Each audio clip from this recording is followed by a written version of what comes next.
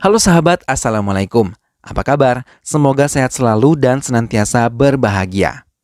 Terima kasih sudah subscribe dan selalu setia menyimak video-video SLMT TV. Semoga Tuhan Yang Maha Kuasa selalu memberikan kemudahan urusan, serta rezeki yang berlimpah ruah dan juga berkah untuk sahabat semua. Kali ini SLMT TV menghadirkan sebuah alur cerita dari film yang berjudul 19A. ഗൗരിക്ക് നേരെ വെടിയുതിർക്കുകയായിരുന്നു. 4 ബുള്ളറ്റുകളാണ് ഗൗരിയുടെ ശരീരത്തിലൂടെയും മറ്റും ഉണ്ടായിട്ടുണ്ട്.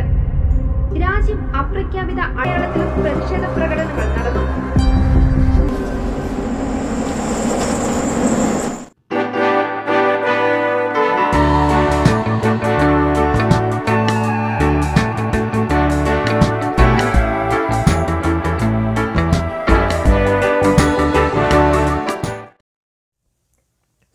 Nitya Menon keluar dari rumahnya mengendarai sepeda motor miliknya. Meninggalkan rumahnya, ia menyapa teman yang ia jumpai di setiap perjalanannya. Hingga kemudian kembali meneruskan perjalanannya melewati jalan yang asri di desanya. Sesampainya di area pertokoan, ia membuka sebuah pintu yang menghubungkan toko fotokopi yang merupakan milik ayahnya. Ia mulai menghidupkan semua lampu-lampu yang ada di ruangan tersebut sebagai penerang tempat ia bekerja. Kali ini ia melanjutkan pekerjaan yang sempat belum selesai kemarin. Namun baru saja ia memulai mengerjakan saluran listrik putus hingga ia menelpon pelanggannya untuk memberitahu semuanya. Namun pelanggan itu meminta untuk bisa menyelesaikan semua tugas fotokopi hari ini. Karena itu merupakan soal ujian yang akan dikerjakan anak-anak sekolahnya hari ini. Nitya Menon yang biasa disebut Anu memutuskan untuk menutup kembali tokonya dan pergi meninggalkannya untuk mencari sebuah tempat fotokopi lain agar pelanggannya tidak mengeluhkan pekerjaannya. Setelah membereskan itu semua, ia kembali ke tokonya dan mendapatkan beberapa pelanggan hari itu. Anu menutup toko miliknya ketika waktu telah menunjukkan pukul 7 malam. Ia bergegas mematikan semua lampu yang ada dan menutup kembali tokonya hingga ia merasa yakin semua baik. Ia melanjutkan pergi meninggalkan tokonya untuk kembali ke kediamannya. Sesampainya ia di kediamannya, dirinya sudah tidak merasakan kehangatan keluarga bersama ayahnya semenjak kematian ibunya. Kang Getan yang merupakan ayah Anu masih merasa bersalah atas kematian istrinya hingga asik dengan dunianya sendiri dan melupakan keberadaan Anu di dekatnya. Hingga semakin hari hubungan mereka semakin jauh dan tidak merasakan kebersamaan lagi. Bahkan semenjak hal itu, Anu terpaksa menjalankan toko fotokopinya dan mengurus semua keperluannya sendiri. Anu tidak pernah lupa untuk menyiapkan semua keperluan ayahnya, walau mereka tidak pernah bertegur sapa sama sekali. Hanya sesekali bila mereka benar-benar membutuhkannya. Hari itu Gauri Shankar mengunjungi toko fotokopi milik Anu. Setelah semua pengunjung pergi, Gauri memasuki toko tersebut. Ia menyerahkan skrip yang ia bawa kepada Anu.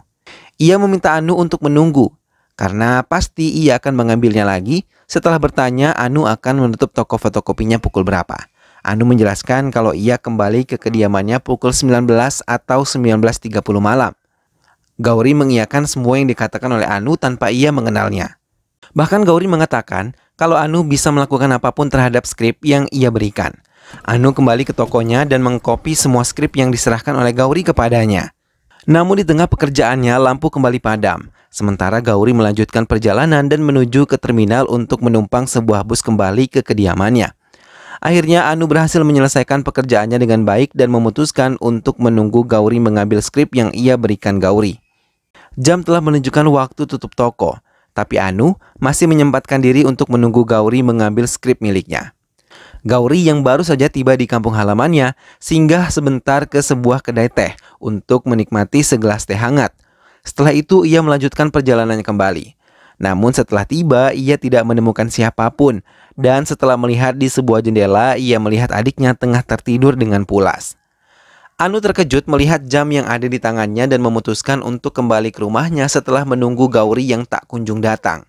Keesokan harinya pun ia tidak mendapatkan Gauri datang untuk mengambil skrip yang ada padanya. Kali ini Anu yang menikmati makan siangnya bersama sahabatnya terkejut ketika ia menonton televisi. Ia mendengar dan melihat pemberitaan tentang Gauri yang menyatakan telah meninggal tertembak 4 peluru. Anu tersentak dan menghentikan makan siangnya. Ia baru mengetahui kalau Gauri adalah penulis novel dan seorang aktivis politik yang merupakan kritikus kuat politik Hinduta. Tanpa meneruskan makan siangnya, Anu melangkahkan kakinya kembali ke tokonya. Sesampai di tokonya, ia mengambil skrip yang dititipkan oleh Gauri kepadanya dan membaca untuk memastikan itu adalah karya milik Gauri Shankar yang tengah ramai dibicarakan. Anu merasa takut setelah memastikan kalau itu benar-benar milik Gauri. Berita kematian Gauri terus disiarkan di semua televisi dan juga radio. Anu menyempatkan melihat televisi saat mencuci motornya. Dalam siaran berita itu menyebutkan kalau polisi telah membentuk tim penyidik untuk menyelidiki kematian Gauri yang dipimpin oleh Ismail Ibrahim. Anu mencoba mencari tahu tentang Gauri. Salah seorang temannya mengatakan kalau Gauri berasal dari Iduki dan rumahnya tepat di ujung jalan dekat sebuah sekolah. Saat Anu mencari tahu tentang Gauri, tiba-tiba seorang tetangga datang ke toko Anu dan mengatakan kalau ayahnya tengah dirawat di rumah sakit. Dengan cepat Anu menuju rumah sakit dan sesampainya di rumah sakit, dokter mengatakan kalau ayah Anu mengalami kenaikan gula darah yang menyebabkan dia pingsan dan dirawat di rumah sakit ini. Anu merawat ayahnya. Walaupun tanpa ada pembicaraan hangat, Anu sangat merasa sedih saat melihat ayahnya terkapar tidak berdaya dengan penyakitnya. Saat ia mengambil air minum, ia kembali melihat pemberitaan tentang Gauri di televisi yang membicarakan pesan terakhir yang ditulis oleh Gauri sebelum ia meninggal dunia. Gauri acha message tane undo.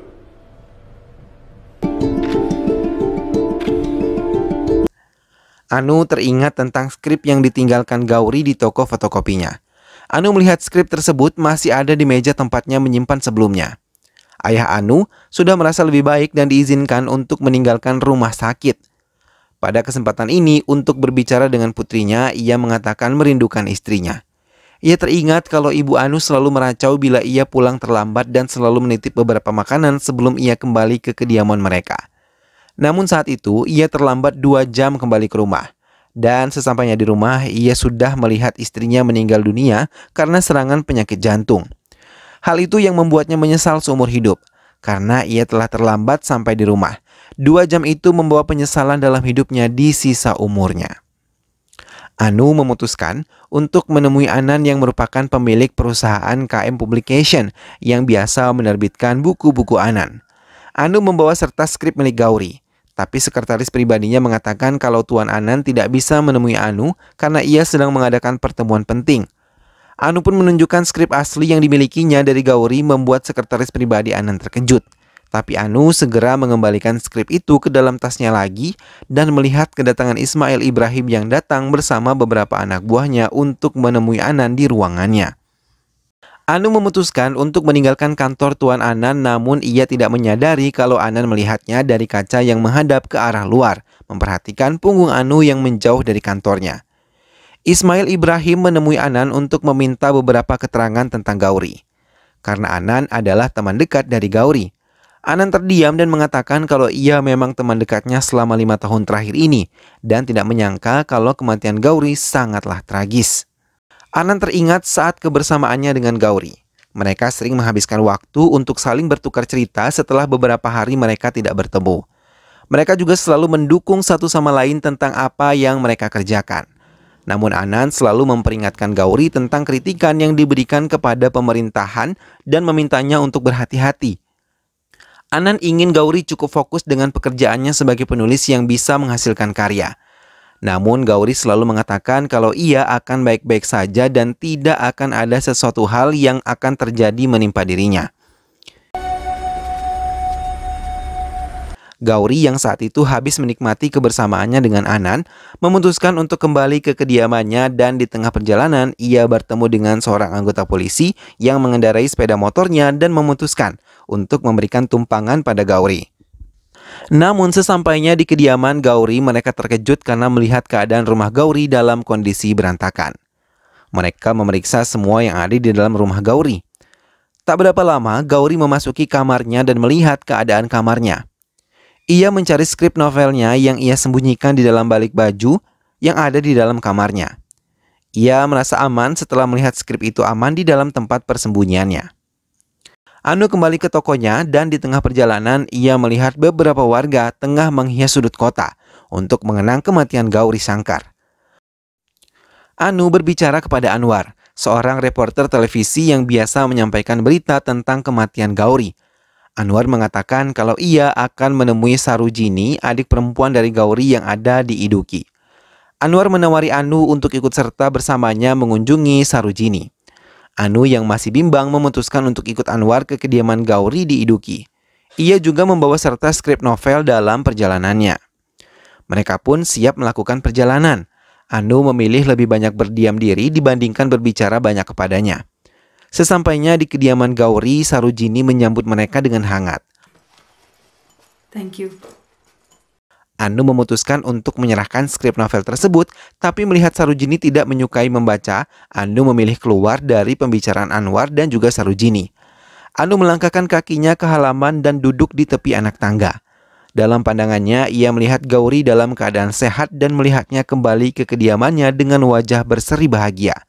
Bahkan dalam bayangannya, ia melihat Gauri sangat menikmati hari-harinya.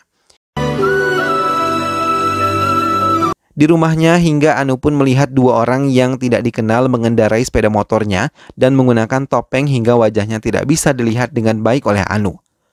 Mereka tanpa ragu menembak beberapa peluru ke tubuh Gauri hingga Gauri terjatuh. Anu tersentak saat ia kembali ke dunia nyata. Air matanya menetes saat mengetahui perjalanan hidup Gauri tak lama Anwar mendekatinya bersama Sarojini. Sebelum kembali ke kotanya, Anu memeluk Sarojini dan menguatkannya. Mereka kembali ke kota bersama mobil yang dikendarai oleh Anwar. Anu memutuskan untuk berhenti di depan tokonya. Hari itu hujan turun dengan sangat derasnya. Ia terkejut melihat ayahnya telah berdiri di depan toko yang ia tutup sambil membawa payung menjemputnya kembali ke rumah mereka. Namun tanpa disadari oleh Anu, ayahnya membuka toko fotokopinya dan mulai mau kembali bangkit setelah selama ini tidak mau melakukan apapun. Anu lebih memilih menghadiri persiapan pernikahan sahabatnya. Semua keluarga berkumpul untuk melakukan persiapan pernikahan itu. Anu dan beberapa temannya selalu tertawa gembira bersama-sama mulai melakukan persiapan pernikahan. Hingga saat sore tiba, ayah Anu ikut menghadiri acara persiapan tersebut. Ia menikmati makan malam bersama semua tamu yang hadir dalam acara tersebut. Hingga mereka pun sama-sama berdoa untuk kelancaran pernikahan sahabatnya nanti. Lagi-lagi mereka tidak berbicara hangat satu sama lain walau mereka kembali ke rumah mereka bersama. Anu terdiam dan tidak banyak bicara saat di dalam kamarnya. Anu terdiam dan memandang skrip yang ditinggalkan oleh Gauri. Setelah melihat ayahnya tertidur pulas, Anu memutuskan untuk membawa skrip tersebut keluar dari rumahnya dan mengendarai sepeda motornya ke tokonya. Keesokan harinya, semua warga merasa terkejut ketika melihat berita di televisi kalau beberapa orang mendapatkan skrip novel yang belum sempat diterbitkan. Dan Sarojini mengonfirmasikan kalau memang benar itu adalah tulisan kakak laki-lakinya, Gauri. Mereka menerka-nerka siapa yang menyebarluaskan tulisan tersebut. Anu memutuskan untuk memperbanyak karya Gauri di tokonya dan meminta kurir untuk memberikan kepada beberapa orang yang menjadi targetnya. Ia membagikan beberapa salinan novel. Anan, Ismail Ibrahim, Anwar, dan beberapa penulis yang merupakan sahabat Gauri yang mendapatkan salinan novel milik Gauri. Warga menerka-nerka kalau novel itu adalah petunjuk kematian Gauri. Anwar dan beberapa orang terpilih membaca dengan seksama novel Gauri sambil mempelajari setiap halaman dari novel itu. Anu, yang masih berada di toko fotokopinya, memutuskan untuk meneruskan membagikan salinan novel pada orang-orang terpilih lainnya dan memutuskan untuk menyimpan skrip asli milik Gauri. Film pun selesai. Nah sahabat, itulah tadi alur cerita dari film yang berjudul 19A. Kadang dalam hidup sesuatu yang tidak pernah disangka-sangka bisa saja terjadi ya sahabat, karena sejatinya hidup ini adalah misteri. Maut, jodoh, rezeki adalah suatu ketetapan yang sudah Tuhan takdirkan untuk setiap insan. Maka tak perlu khawatir atas apa yang terjadi dalam hidup ini, karena segalanya telah diatur oleh Sang Maha Kuasa. Kita hanya perlu tawakal dan berusaha dalam menjalaninya. Tentunya berpikir positif juga harus selalu dilakukan agar hidup menjadi lebih tenang. Film ini memperlihatkan bagaimana seorang pemilik toko fotokopi yang hidupnya berubah drastis hanya karena sebuah skrip. Begitulah Tuhan mengatur jalan hidup manusia, tidak ada yang tahu bagaimana dan apa yang akan terjadi ke depannya. Namun sejatinya manusia hanya bisa bertawakal dalam menjalani takdir yang diberikan oleh Tuhan Yang Maha Kuasa. Mudah-mudahan sahabat semua terhibur setelah menyimak alur cerita film ini. Sampai berjumpa lagi di alur cerita film-film selanjutnya. Terima kasih sudah menyimak video ini sampai akhir dan ingat selalu untuk selalu dukung SLMT TV dengan cara klik like, komen, share, dan juga subscribe. Sampai berjumpa lagi sahabat, sehat selalu dan wassalamualaikum.